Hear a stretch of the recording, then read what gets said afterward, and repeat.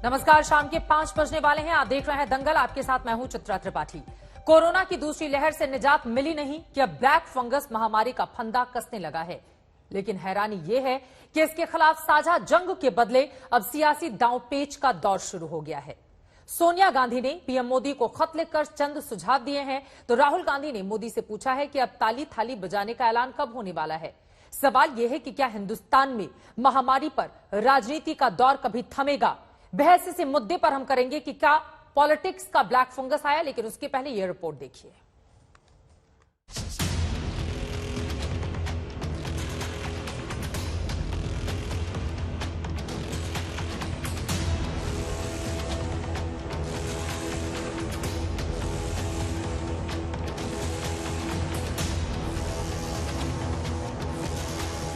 एक तो कोरोना की दूसरी जानलेवा लहर, ऊपर से अब ब्लैक फंगस का कोहराम। लोग करें तो क्या करें, मरीज जाएं तो कहां जाएं। कोरोना से मौत का आंकड़ा करीब 3 लाख के पार जा पहुंचा है, तो ब्लैक फंगस भी धीरे धीरे मरीजों को अपना शिकार बना रहा है। देश के 11 प्रदेशों में ये महामारी घोषित हो चुकी है। पंजाब, चंडीगढ़, हरियाणा, हिमाचल प्रदेश, दिल्ली, यूपी, राजस्थान, मध्य प्रदेश, गुजरात, तेलंगाना, तमिलनाडु तक इसकी चपेट में आ चुके हैं। महामारी के बढ़ते खतरे के बीच कांग्रेस अध्यक्ष सोनिया गांधी ने प्रधानमंत्री मोदी को पत्र लिखकर ब्लैक फंगस के मरीजों के मुफ्त इलाज की मांग की है। सोनिया गांधी ने लिखा है कि महामारी घोषित करने का मतलब यह है कि इसके इलाज के लिए जरूरी दवाओं का पर्याप्त उत्पादन और आपूर्ति सुनिश्चित करना आवश्यक है। साथ ही मरीजों की आयुष्मान योजना के तहत मुफ्त देखभाल की जाए। म्यूकोरमाइकोसिस से प्रभावित हो रहे बड़ी संख्या में मरीजों को राहत देने के लिए तत्काल कदम उठाए जाएं। शायद ब्लैक फंगस पर पीएम को सोनिया की चिट्ठी में बीजेपी को कुछ काला नजर आया, तो बदले में कमलनाथ के कोरोना के भारतीय वेरिएंट वाले बयान पर सोनिया से जवाब मांग लिया। सोनिया गांधी जी ने आज चिट्ठी लिखी है मोदी जी को कि ब्लैक फंगस के दवाओं का भारत सरकार पहले ही सक्रिय होकर दुनिया से भी मंगाए और उससे ज्यादा आज कितने वैक्सीन हर स्टेट को दे रहे हैं, 9,000 लगभग पेशेंट है, तो उनको सफिशिएंट वैक्सीन पहुंचा दिए जा रहे हैं। इससे पहले राहुल गांधी ने भी सरकार पर ट्वीट से हमला बोला है। मोदी सिस्टम के कुशासन के चलते सिर्फ भारत में कोरोना के साथ साथ ब्लैक फंगस महामारी है। वैक्सीन की तो कमी है ही, इस नई महामारी की दवा की भी भारी कमी है। दिल्ली के स्वास्थ्य मंत्री भी ब्लैक फंगस के कसते फंदे पर फिक्र जता रहे हैं। देश में है, पूरे देश में कमी है, पूरे जितनी भी सप्लाई है वो केंद्र सरकार के हाथ में है। हमने कुछ कंपनी से बात की थी तो उन्होंने देने के लिए हाँ कर दी थी, पर परसों से केंद्र सरकार ने अपने हाथ में सारा डिस्ट्रीब्यूशन ले लिया है। तो जितने भी इंजेक्शन है केंद्र सरकार कोटा बना के दे रही है, और जो भी आ रहे हैं हम उसी को तुरंत हॉस्पिटल्स को डिस्ट्रीब्यूट कर रहे हैं। हॉस्पिटल के अंदर क्या है कि ये घर पे इलाज नहीं हो सकता, ओपीडी का इलाज नहीं हो सकता, ये एडमिट होकर ही हो सकता है, और सभी हॉस्पिटल्स के लिए हमने पूरा सिस्टम बना दिया है, पर किल्लत है, बिल्कुल कमी है। मतलब साफ है कि अभी ब्लैक फंगस ने पैर पसारना शुरू ही किया है, कि उससे पहले सियासी दांवपेच का खेल शुरू हो गया है। कितना अच्छा होता कि सत्ता और विपक्ष में कोरोना और ब्लैक फंगस से लड़ने के लिए साझा उपायों पर चर्चा होती। कितना बेहतर होता कि सरकार और विपक्ष एक साथ महामारी के खिलाफ मिलकर रोड मैप बनाते। लेकिन ये हिंदुस्तान है, और यहाँ शायद ऐसा मुमकिन नहीं, क्योंकि सियासत सब पर भारी है। दिल्ली से आशुतोष मिश्रा और पौलमी साहा के साथ आज तक ब्यूरो। यकीनन महामारी के इस दौर में भी सियासत सब पर भारी है, और इसी मुद्दे पर चर्चा के लिए कि क्या सियासत के इस ब्लैक फंगस को फिलहाल दूर किए जाने की जरूरत है, कई खास मेहमान इस वक्त हमारे साथ जुड़ चुके हैं। उनका तारुफ आपसे करवा देती हूं। भारतीय जनता पार्टी के राष्ट्रीय प्रवक्ता और राज्यसभा सांसद सैयद जफर इस्लाम इस वक्त हमारे साथ जुड़ चुके हैं। कांग्रेस पार्टी की ओर से राष्ट्रीय प्रवक्ता अभय दुबे इस वक्त हमारे साथ मौजूद हैं, और साथ ही बिहार की राजनीति पर खासतौर से चर्चा करने के लिए जेडीयू के प्रवक्ता राजीव रंजन जी हमारे साथ हैं, और आरजेडी की ओर से हमारे साथ मृत्युंजय तिवारी जुड़ चुके हैं। लेकिन सबसे पहले सैयद जफर इस्लाम, आपसे ही शुरुआत करते हुए, ब्लैक फंगस के बढ़ते मामलों के मद्देनजर चूंकि तकरीबन 9,000 से ज्यादा केस देश के अलग अलग हिस्सों में दर्ज किए गए हैं, और सबसे ज्यादा मामले गुजरात से सामने आए हैं, सोनिया गांधी की ओर से 2 टूक स्पष्ट लिखते हुए यह कहा गया है कि इसे महामारी घोषित करते हुए इसकी इलाज की फ्री व्यवस्था की जाए ताकि लोगों को राहत मिल सके। क्या है इस पर आपकी प्रतिक्रिया? करेंगे ऐसा? देखिए चित्रा जी, मैं तो 2-3 अहम बातें कहूंगा किसी को सरकार को सुझाव देने का सबको अधिकार है, चाहे अपोजिशन में हो, चाहे सरकार के साथ एनडीए का मेंबर हो, चाहे सरकार में रहा हुआ मंत्री भी, सबको सरकार को सुझाव देने का अधिकार है। लेकिन मैं आपसे एक बात कहता हूं, उससे पहले कि मैं आपके बातों का जवाब दूं, लेकिन मैं आपसे जिक्र करता हूं कि पिछले 1 साल से महामारी से लड़ रहे पूरे देश, उस पूरे महामारी में आप एक चीज करिए, अगर आपसे रिक्वेस्ट करता हूं कि अगर आप चैनल पे देखिए कि या ट्वीट पे देखिए कि कांग्रेस पार्टी के नेता ने किस तरह से महामारी में राजनीतिकरण करने की कोशिश की है। नेगेटिव ट्वीट, नेगेटिव बयान, एक भी पॉजिटिव बयान, नेगेटिव बयान, और कभी भी पॉजिटिव जो होता है कि सरकार के साथ ऐसे महामारी में पूरा देश खड़ा रहता है, तो देश के साथ ना खड़े होके ये अपने सिर्फ राजनीति करते। मैं कहता हूं, उनसे एक रिक्वेस्ट करता हूं कि देखिए, ये महामारी देश लड़ रहा है, पूरी दुनिया हमारे साथ खड़ी, देश की जनता खड़ी हुई है, आप क्यों नहीं खड़े हैं? अरे भाई, कम से कम मानवता के साथ तो खड़े रहिए, मानवता के दुश्मन क्यों बन रहे हैं? भाई, देश के, आपको बार बार इस चीज का आपको याद दिलाते हैं कि देश के हित में बात होती है तो आप नहीं करते हैं। अब मानवता के हित में तो कम से कम कर लीजिए, इसमें भी राजनीति चाहिए आपको। अब ऐसा ट्वीट कौन करता है बताइए, जो राहुल गांधी ने आज ट्वीट किया है, इस तरह का ट्वीट करता है?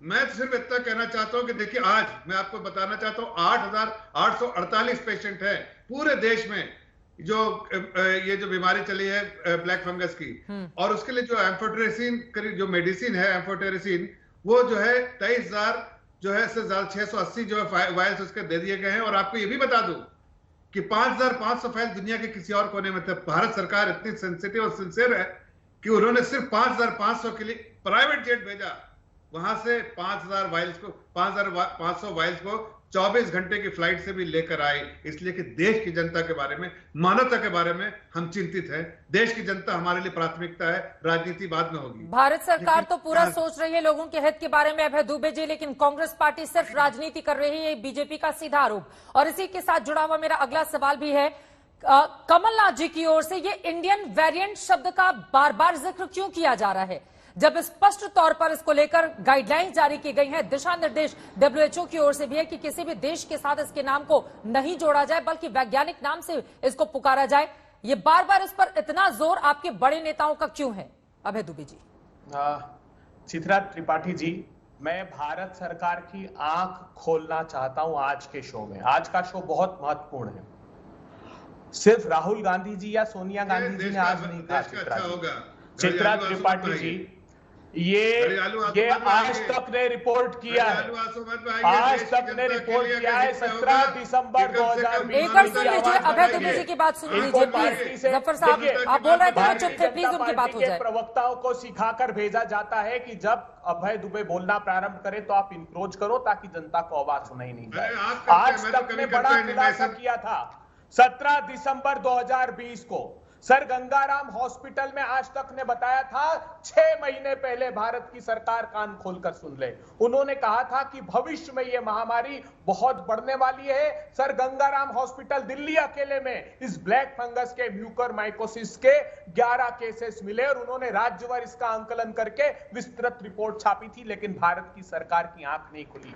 एम्फोटेरेसिन बी आज कहते हैं जहाज से मंगाई। अरे 6 माह पहले अगर आपको राष्ट्रीय चैनल ने इस बात के लिए आगाह कर दिया था तो आज तक सोए हुए क्यों थे? आप चिट्ठी लिख देते हैं बस राज्य को कि एपिडेमिक डिजीज एक्ट 1997 में आप इसको डिक्लेयर कर दीजिए महामारी। आप कहते हैं कि इसको नोटिफाइड इंफेक्शियस डिजीज डिक्लेयर कर दीजिए, पब्लिक हेल्थ एक्ट 1949 में। अरे आप कहां हैं? डिजास्टर मैनेजमेंट एक्ट है। आप 2 दिन पहले अपना नियंत्रण लेते हैं इस इंजेक्शन का हाथ में। 6 महीने पहले आपने क्यों तैयारी नहीं की कि ये जब पता लग गया था समूचे हिंदुस्तान को कि ये भयावहता इस बीमारी की फैलने वाली है, म्यूकरमाइकोसिस की, आप सोए रहे। आपने रेमडेसिविर के प्रोडक्शन पर अपना नियंत्रण हाथ में लेकर रखा, वो एक्सपोर्ट करते रही, कंपनियों ने प्रोडक्शन घटा दिया, आपने कुछ नहीं बोला। ऑक्सीजन मैपिंग प्रॉपरली नहीं की, तिल कर लोग मरते रहे। और आप कहते हो राहुल गांधी ने क्या ट्वीट करते रहे? राहुल गांधी ने ट्वीट किया सबसे पहला प्रधानमंत्री को कि आप इस महामारी को वायरस को कंटेन करने की अपेक्षा सिर्फ इकोनॉमी को कंटेन कर रहे हैं। हेल्थ के इंफ्रास्ट्रक्चर प्रधानमंत्री जी ध्यान दीजिए, उन्होंने नहीं दिया। वो तो चुनावी सभा में लगे थे, 33 रैलियां अपने किसी राज्य का उदाहरण देकर बताते कि हमारे इस राज्य को एग्जाम्पल मानिए और इसको फॉलो कीजिए। अभय दुबे जी, क्या बहुत ज्यादा अच्छा नहीं रहता? और ब्लैक फंगस के मामले महाराष्ट्र में भी उतनी ही तेजी से बढ़ रहे हैं जितने की गुजरात में। आपकी सरकारें केंद्र सरकार पर तो ठीकरा फोड़िए, लेकिन आप लोगों की क्या जिम्मेदारी है सर? जरा उस पर भी बातचीत हो जाए। आप आगे अपनी बात बढ़ाएगा, जफर साहब उस पर जवाब देना चाहेंगे। एक ओपनिंग रिमार्क में बाकी भी दोनों मेहमानों का लेना चाहूंगी। ब्लैक फंगस पर सोनिया गांधी ने जो चिट्ठी लिखी है प्रधानमंत्री को, राजीव रंजन जी क्या है इस पर टेक आपका? क्या सोच रही है जेडीयू? मानना चाहिए भारत सरकार को उनके इस बात को? लोकतंत्र में संवाद बराबर एक स्वस्थ संकेत है, लेकिन अगर उसके पीछे उद्देश्य केवल लोगों की और सरकारों की छवि धूमिल करने का है तो मुझे लगता है ये आपदा धर्म नहीं है। जिस समय आपदा की स्थिति है, केंद्र में अगर एनडीए की सरकार है तो देश के अनेक राज्यों में कांग्रेस के नेतृत्व में सरकारें हैं या उनके सहयोगी दलों की सरकारें हैं। कई स्थानों पर नॉन एनडीए नॉन यूपीए सरकारें हैं। तो मुझे लगता है ये सामूहिक दायित्व तो सबों का है कि इस विकट परिस्थिति से निपटने की रणनीति क्या हो और इस पर पूरे देश को एक जुबान में बात करनी चाहिए। लेकिन मुझे लगता है कि जिस तरह के पत्र लिखे जा रहे हैं, चाहे वो सोनिया जी लिख रही है या ट्विटर हैंडल पर जो राहुल गांधी जी की सक्रियता है, दरअसल रसमदायगी से ज्यादा ये काफी हद तक केंद्र सरकार को मुश्किल वक्त में एक ऐसे व्यू रचना के जरिए घेरने की कोशिश है जिसका फायदा मानवता को ज्यादा नहीं हो लेकिन कांग्रेस को हो जाए। तो मुझे लगता है ये दुर्भाग्यपूर्ण परिस्थिति है। मुश्किल वक्त में फायदा उठाने की प्रवृत्ति से उबरना चाहिए। मृत्युंजय तिवारी जी, राजनीतिक लाभ लेना चाहती है कांग्रेस पार्टी, इस वजह से लगातार चिट्ठी पे चिट्ठी लिखी जा रही है। नहीं चित्रा जी, जब महामारी के समय में पूरा देश एकजुट होकर के लड़ने के लिए तैयार है, सत्ता पक्ष को विपक्ष सहयोग करने के लिए तैयार है, तो इस खत को सियासत के नजर से नहीं देखना चाहिए। अगर कोई मुख्य विपक्षी दल कांग्रेस के राष्ट्रीय अध्यक्ष हैं आदरणीय सोनिया गांधी जी, राहुल गांधी जी, अगर सरकार को कोई सुझाव दे रहे हैं खत लिख करके, तो उसको मानने में क्या बुराई है? अगर इस महामारी से लड़ाई लड़नी है तो महामारी पर जितना मगजमारी विपक्ष को नीचा दिखाने में सत्ता पक्ष केंद्र सरकार बीजेपी करती है, अगर उतनी मगजमारी से इस ब्लैक फंगस के खिलाफ, कोरोना के खिलाफ जंग लड़ा जाए तो इसका ज्यादा लाभ देश की जनता को मिलेगा। लेकिन हर बात को लेकर जब सरकार ही सोई है, सरकार का सिस्टम संक्रमित है, अगर विपक्ष आपको सलाह और सुझाव दे रहा है तो आप इसे कैसे नकार सकते हैं? विपक्ष भी सरकार का अंग है और विपक्ष का सम्मान सरकार को करना चाहिए। लेकिन देखा यह जाता है चित्रा जी, कोई भी सवाल अगर राहुल गांधी जी, सोनिया गांधी जी, तेजस्वी यादव जी, लालू प्रसाद जी उठाते हैं तो इस तरह से अनसुनी की जाती है। लगातार तेजस्वी यादव जी ने भी बिहार में नीतीश कुमार जी को, सरकार को सलाह दिया, सुझाव दिया, लेकिन सरकार नहीं मानती है और बाद में खामियाजा जनता को भुगतना पड़ता है। सुझाव देना तो अच्छी बात है ना, आप लोग भी अपना एग्जाम्पल दे देते। मैं तो आपको राघोपुर लेकर चलूंगी ना, जहां से तेजस्वी जी चुनकर आए हैं, वहां के अस्पतालों का क्या हाल है। हाँ, ले चलूंगी, आगे लेकर चलूंगी सर, और दिखाऊंगी आपको कि पटना में तो घर में अस्पताल बनवाया जा रहा है, लेकिन जो अस्पताल है गांवों में उनकी दुर्दशा क्या है, मुझे लगता है कि वहां पर भी आपके बड़े नेताओं को ध्यान देना चाहिए। ठीक है, लेकिन जफर इस्लाम साहब, ये बात तो सच है ना कि अगर विपक्ष की ओर से आपको कोई भी अच्छे भी सुझाव दिए जाए तो उनको एक सिरे से खारिज कर दिया जाता है। ये देखिए राघोपुर के सरकारी अस्पताल की तस्वीरें हम दिखा रहे हैं, इस पर मैं जवाब लूंगी मृत्युंजय तिवारी आपसे, लेकिन उसके पहले जल्दी से जफर इस्लाम साहब, इन तस्वीरों के साथ ही विपक्ष आपको कोई भी सुझाव दे, अच्छे भी रहे बुरे भी रहे, अच्छे सुझाव हो, उनको भी आप मानने के लिए तैयार नहीं होते हैं क्या? सिर्फ इसलिए क्योंकि ये विरोधी दलों के सुझाव हैं और कहीं मान लिया तो इसका क्रेडिट उनको नहीं चला जाए? देखिए, मैं आपको फिर से बताता हूं, ये भारतीय जनता पार्टी की सरकार है, इसमें क्रेडिट डेबिट कोई शब्द नहीं है। जब देश के हित में काम करते हैं, देश के हित में है, आपको सेहरा जाए, आपको क्रेडिट का सेहरा जाए। मुझे तो देश की जनता की चिंता है और देश की जनता की चिंता करते रहते हैं और देश के हित में काम करते हैं। ये से वही तो आप कह रही हैं, जो सेहरा पहनना चाहते हैं, वो चाहते हैं कि मुझे राजनीति करने का मौका मिले, लोग हमें रेलेवेंट समझे, लेकिन वो इररेलेवेंट है। आप देखिए, जब देश महामारी से लड़ रहा है तो कंधा से कंधा मिला के सरकार के साथ लड़ने वाली अगर पार्टी होती है तो समझ में आता है उसका कहां वो सरकार के साथ खड़ी है। लेकिन जब आप तानाकशी हर सुबह शाम ये करते हैं सरकार को, और उसमें बीच में एक आप जो है इस चिट्ठी में तानाकशी कहां है? इस चिट्ठी में तो अच्छे सुझाव है ना। नहीं, वही कह रहे हो। तो सुबह शाम आपके यहाँ से ताने कच्चे होती है। अब बताइए, ये वीडियो देख के, ये वीडियो देखिए जरा, ये उनके पूर्व मुख्यमंत्री का वीडियो है, ये पूर्व मुख्यमंत्री का वीडियो जरा देखिए, ये वीडियो कमलनाथ का वीडियो है, जरा देखिए। क्या ये देश की जनता को के हित में बात कर रहे हैं? ये कांग्रेस पार्टी के हित में बात कर रहे हैं? जरा आप देखिए, आज देखिए, इससे चित्रा जी, अगर ये हरकत रही, दो दिन पहले ही तो ये हरकत रही तो उससे समझ में आता है ये घड़ियालू आंसू है, झूठ फैलाने के लिए। घड़ियालू आंसू है, ये घड़ियालू आंसू बहाना है। घड़ियाली आंसू तो 2 दिन पहले देखे देश में, देश के हित में बात जब हजारों देश के हित में।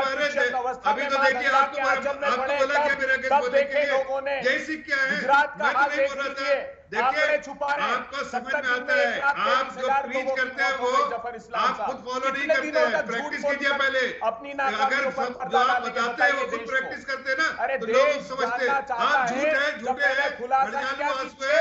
राजनीति करने के लिए कोई कोशिश नहीं छोड़ रहे आप, लेकिन समझ लीजिए, आप समझ लीजिए, देश की जनता ने समझ लिया है कि वो लोग हैं जो नासूर की तरह है देश के लिए। आप नासूर हैं, देश के लिए नासूर है, इसलिए कि आप देश को खोखला करना चाहते हैं, देश की जनता के हित में नहीं, मानवता के हित में नहीं। अरे हमसे दुश्मनी करिए ना, पार्टी से दुश्मनी कीजिए, मोदी जी से दुश्मनी कीजिए, अमित शाह जी से दुश्मनी कीजिए, सरकार से दुश्मनी कीजिए।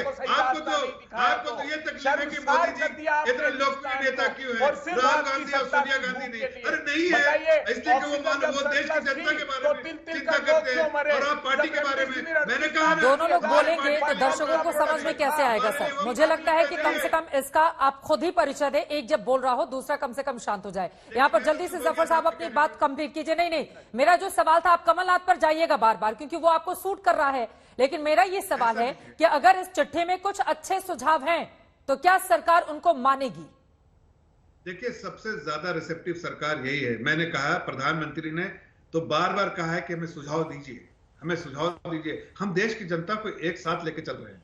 अगर उसमें कोई पॉलिटिकल पार्टी अगर हमारे साथ नहीं, मैं नहीं कहता हमारे साथ, पार्टी के साथ, देश के साथ खड़े, इस महामारी में देश के साथ खड़ा रहे, मतलब मानवता के साथ खड़ा रहे, मतलब देश की जनता के साथ खड़ा रहे, तो जाहिर है सरकार के साथ खड़ा रहेगा और वैसी सोच रखेगा जिससे जनता का फायदा हो। लेकिन अगर वो खोखले इरादे हो, वो घड़ियालू आंसू हो, वो जो है आपके नापाक इरादे हो, तो समझ में आता है कि आपकी चिंता जो है वो देश की जनता नहीं, आपकी चिंता देश की जनता नहीं है। आपकी चिंता सिर्फ अपने पार्टी को जो एकदम एक कोने में खड़ा कर दिया देश की जनता ने, वहां से आप किसी तरह रेलेवेंट हुई। आपदा में राजनीतिक अवसर तलाश रही है अभय दुबे जी, कांग्रेस पार्टी। और साथ ही आप दीजिए ना कोई एग्जाम्पल सर। ये चिट्ठी पर लिख देना तो बहुत आसान होता है, वो तो टाइप करके आदमी 5-10 मिनट में तैयार करके भेज देगा। ट्वीट कर देना भी 30 सेकंड का काम है कि किसी भी मुद्दे पर हम सरकार को घेरते हुए ट्वीट कर दें सर। लेकिन आप एग्जाम्पल दीजिए ना, अपना कोई राज्य बताइए जहां पर बहुत अच्छा काम हुआ हो, ब्लैक फंगस को लेकर बहुत इंतजाम हुए हो। ठीक है, अभय दुबे को एक बार बोलिए। ठीक है सर, चित्रा जी, अब एक रायबरेली को आप ले लेंगे तो बाकी बताइए ना जितने जीते हैं वहां पर क्या हुआ। बोलिए अभय दुबे। ठीक है, एक बार सुन लीजिए प्लीज। भारतीय जनता पार्टी को चिंता है सिर्फ उनकी छवि को धूमिल होने की। ये नहीं जानते कि देश के नागरिकों की रोशनी धूमिल हो रही है। जफर इस्लाम साहब, उनकी रोशनी धूमिल हो रही है, उनके प्राणों की आहुति हो रही है आपकी नासमझी की वजह से। मुझे बताइए, क्या सीरम इंस्टीट्यूट ऑफ इंडिया ने आपकी नासमझी पर चिट्ठी नहीं लिखी थी आपकी भारतीय जनता पार्टी की सरकार को? और सीरम इंस्टीट्यूट ने क्या पहली बार चिट्ठी लिखी है आपको? प्लीज एक करके अपनी बात रखिए। जफर साहब एक बार सुन तो लीजिए। ठीक है, अभय दुबे, मैं आपसे क्या सवाल पूछ रही हूँ, आप कहाँ जा रहे हैं? सर मेरा सवाल भी तो गौर से सुनिए। आप बताइए ना कि आपका आदर्श राज्य कौन सा है, कांग्रेस पार्टी का आदर्श राज्य कौन सा है जिसको केंद्र सरकार को फॉलो करना चाहिए? देखिए, आप अगर प्रधानमंत्री जी की मीटिंग्स के मिनट देख लेंगे तो उसमें आपको रिकॉर्ड मिल जाएगा। प्रधानमंत्री जी ने सबसे पहले राजस्थान की तारीफ की, उसके बाद इस बात की प्रशंसा हुई, सुनिए, उसके बाद इस बात की प्रशंसा हुई कि छत्तीसगढ़ में सबसे अधिक वैक्सीनेशन हुआ। हमारे स्टेट्स का टेस्टिंग उठाकर देख लीजिए परसेंटेज का। जफर साहब, उनकी बात समझ में नहीं आएगी, एक बार सुन तो लीजिए, फिर आप बोलिएगा। आपकी बारी आने पर जफर साहब प्लीज आप बोलिएगा, एक बार उनकी बात पूरी हो रही है। मेडिसिन की अवेलेबिलिटी हमारे यहाँ सुलभता से है। राजस्थान वो पहला स्टेट है जिसने एम्फोटेरेसिन बी को सब लोगों को उपलब्ध कराने का बीड़ा उठाया। ये चाहिए था प्रधानमंत्री जी को। आप छवि की चिंता कर रहे हैं, छवि धूमिल नहीं हो रही है, इस देश की रोशनी धूमिल हो रही है। मुझे बताइए ना, आप जब आज तक 6 महीने पहले कह सकता है तो आपने तैयारी क्यों नहीं की? सीरम इंस्टीट्यूट ऑफ इंडिया ने गंभीर चिट्ठी लिखी है आपको एक दिन पहले। उन्होंने कहा कि आपने चौथी बार आप ये बात बता रहे हैं, यानी कि प्रधानमंत्री नरेंद्र मोदी ने कांग्रेस शासित जिन राज्यों की तारीफ की वो सर्टिफिकेट लेकर आप बहुत खुश हैं कि पीएम ने हमारी तारीफ कर दी, हमने बहुत अच्छा काम किया है, और इसी पीएम को लेकर बार बार आप कह रहे हैं कि ये कोई काम नहीं कर रहे हैं, यानी कि उनकी नजर है ना आपके राज्यों पर।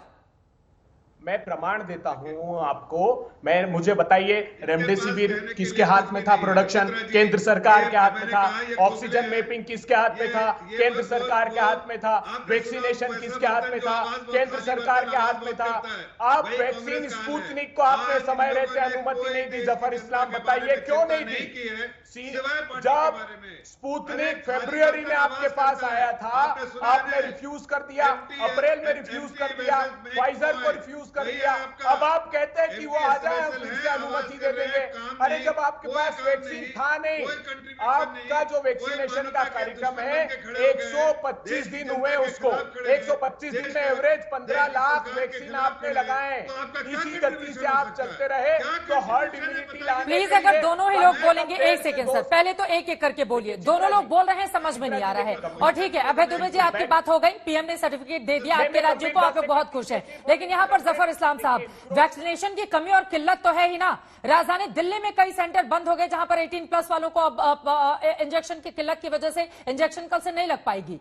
तो इस कमी को दूर करने पर सरकार का ध्यान क्यों नहीं है जफर साहब? अरे चित्रा जी, मैं बता रहा हूँ, ये उन लोगों को छोड़ दीजिए। अरे छोड़िए, ठीक है, दोनों लोग साथ में मत बोलिए प्लीज। रिपोर्ट किया, ठीक है सर, आप एक दूसरे का सम्मान कीजिए, कम से कम एक दूसरे की बातों को काट कर बीच में मत बोलिए। जफर साहब जल्दी से बात कीजिए। मैं चुप रहूंगा जब वो बोलेंगे, मैं चुप रहूंगा जब आप बोलेंगे।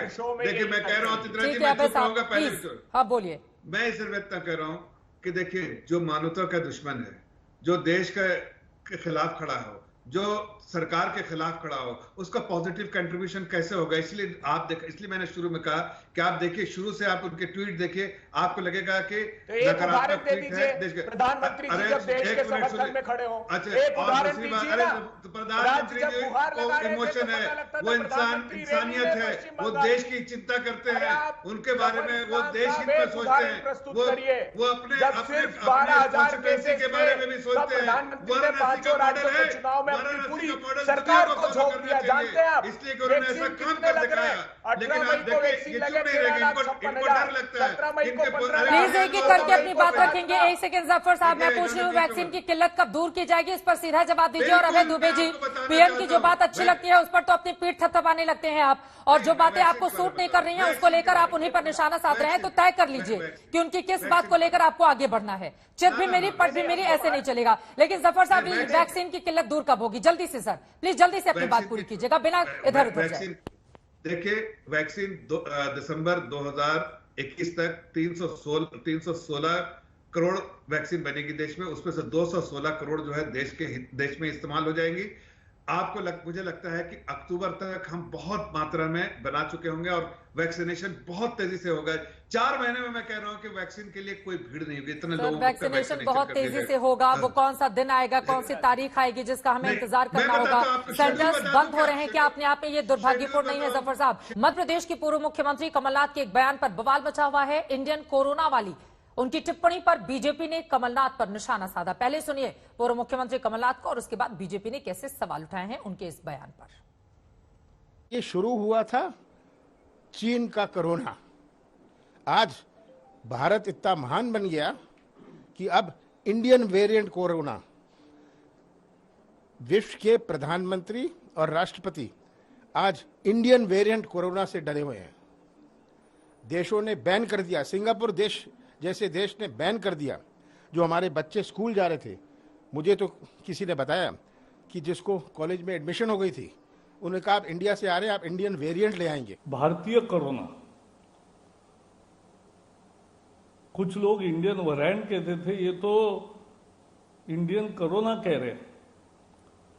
और उन्होंने आगे कहा, यहां रुके नहीं, उन्होंने कहा हमारी पहचान मेरा भारत कोविड। इस तरह का आज उनका बयान घूम रहा है और उसका आज तक, अभी तक कोई उन्होंने इनकार नहीं किया है। ये जो वाक्य है कि भारत की पहचान मेरा भारत कोविड, ये भारत का अपमान है। भारत की पहचान मेरा भारत महान तो सुना था अभय दुबे जी, लेकिन ये भारत का कोरोना नया वेरिएंट लेकर आए हैं। कांग्रेस पार्टी माफी मांगेगी इस पर? अभय दुबे जी, ये सवाल आप ही से है।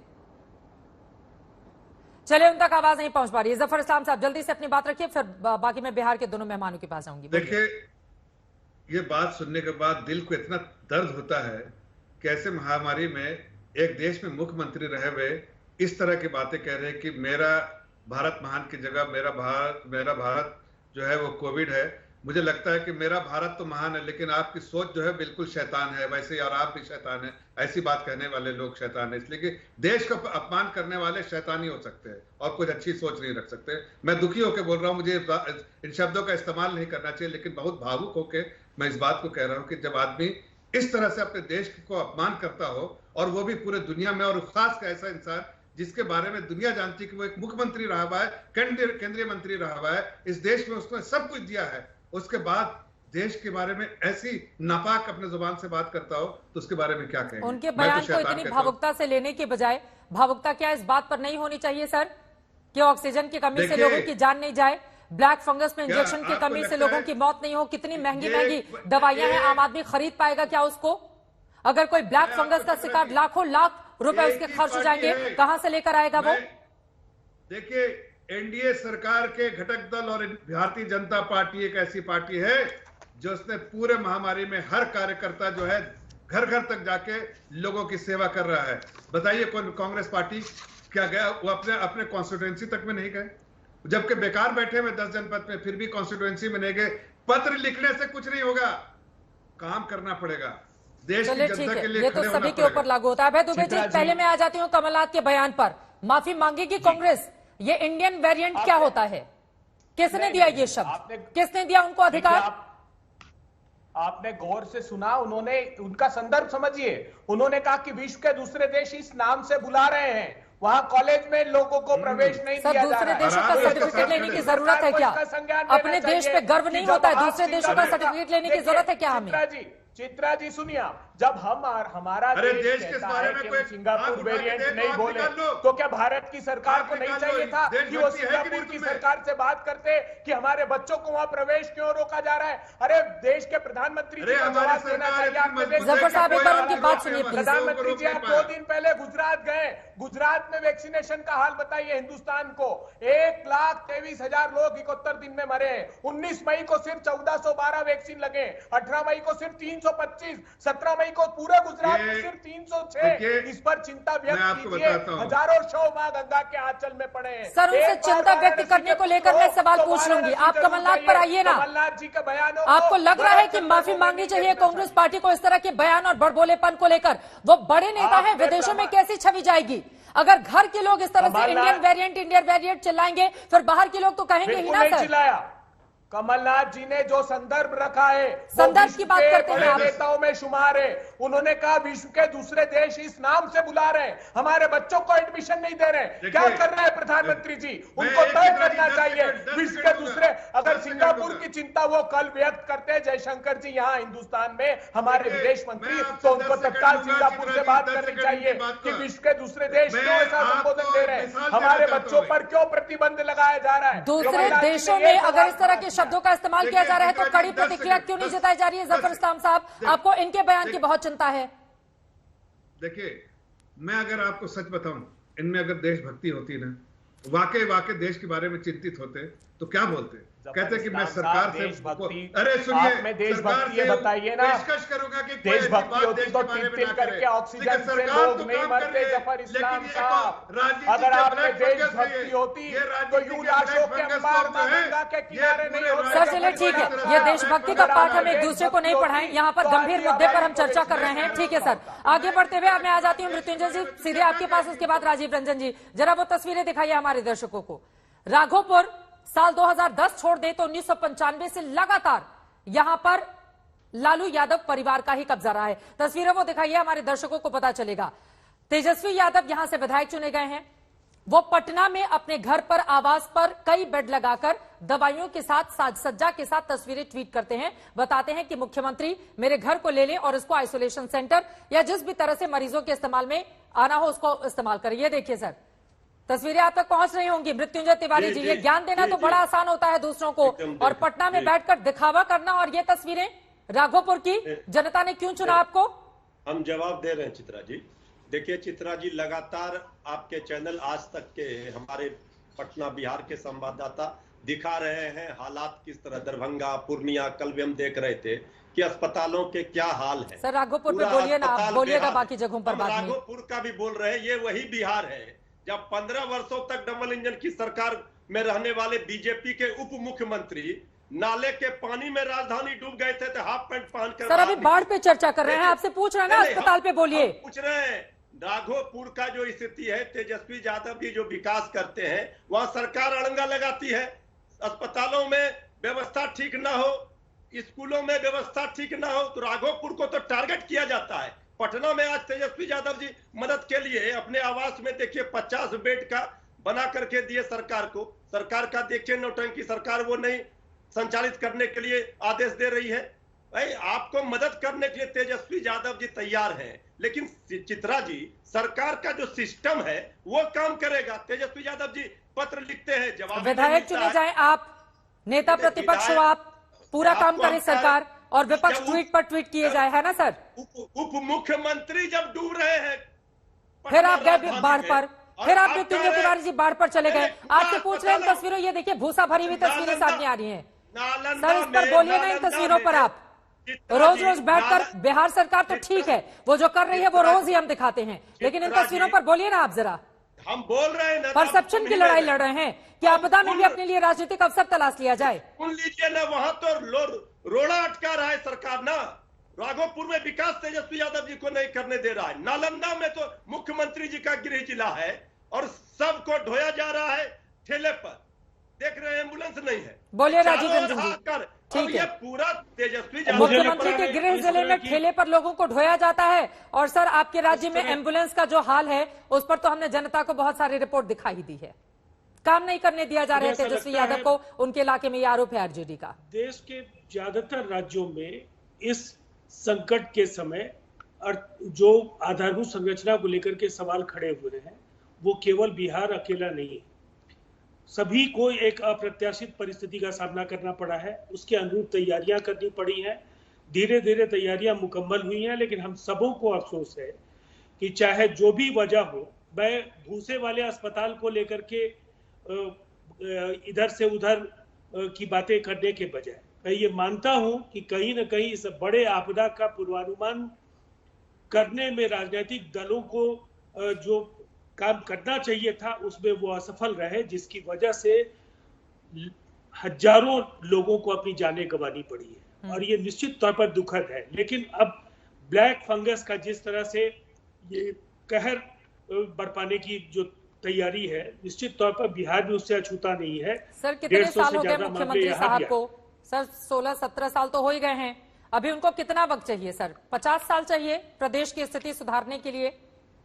देखिए ये तो बहुत सामान्य टिप्पणी है चित्रा जी, आप असामान्य टिप्पणी कर दीजिए ना सर। आप बताइए कि मुख्यमंत्री को कितना वक्त चाहिए सुधारने के लिए? जिस व्यक्ति ने, जिस पार्टी के प्रवक्ता ने अभी आपको 15 वर्षों के शासन पर सवाल खड़े किए हैं, उसने बिहार को विरासत में क्या दिया है ये भी लोग जानते हैं। रिहायशी इलाके में जहाँ कोविड प्रोटोकॉल का पालन नहीं हो सकता, जहाँ कोविड प्रोटोकॉल के हिसाब से कोई अस्पताल नहीं हो सकता है। 17 वर्षों का हिसाब दीजिए ना। मृत्युंजय तिवारी सुन लीजिए ना उनको, आपके भी तो 74-75 विधायक है ना। मैं इनकी बात पे तो हम लोग तो काम कर रहे हैं, सर वो काम कर रहे हैं, दिख रहा है, दिख रहा है ना सर, जो काम कर रहे हैं आप। चुप होने के लिए कर रहे हैं। एक बार बोलने दीजिए उनको, फिर बोलिएगा आप। मैं तो लगातार इनको सुन रहा था।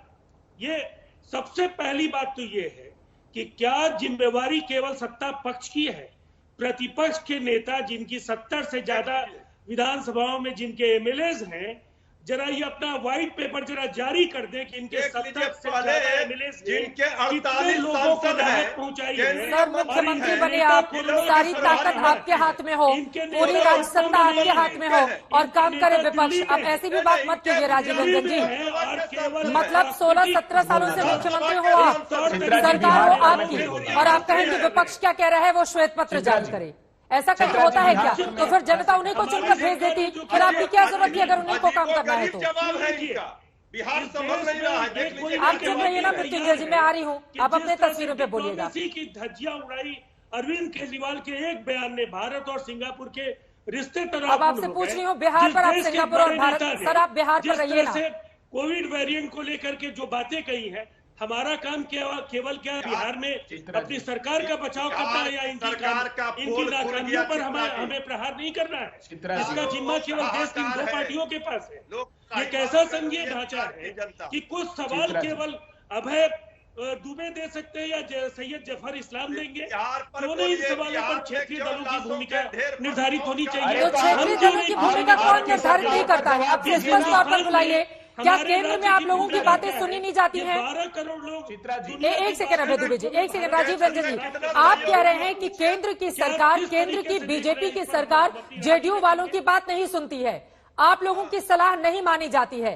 बिहार का अगर ये हाल है या दुर्दशा है तो उसके लिए बीजेपी जिम्मेदार है, क्या आप ये कह रहे हैं राजीव रंजन जी? नहीं, मैंने कभी नहीं कहा।